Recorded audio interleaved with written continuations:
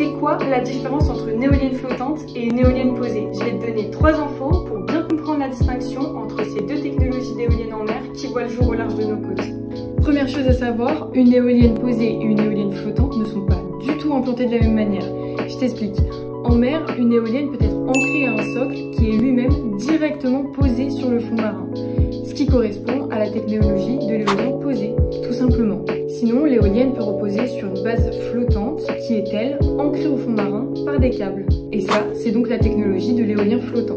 Pour choisir entre la technologie de l'éolienne posée ou flottante, le choix se fait selon la profondeur de la mer. Les éoliennes en mer peuvent être posées à de faibles profondeurs, soit jusqu'à environ 50 mètres. Car plus profond, il est techniquement plus coûteux et plus difficile de réaliser les fondations et les mâts. Donc, au-delà de 50 mètres de fond marin, on privilégie les éoliennes flottantes, ce qui va notamment être le cas en Méditerranée. L'éolien posé coûte le moins cher.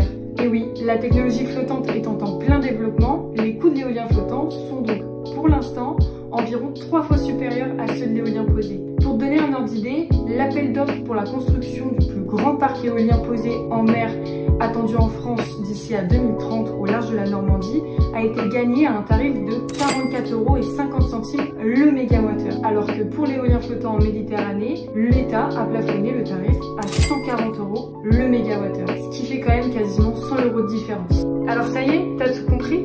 Parce que tu t'es peut-être déjà demandé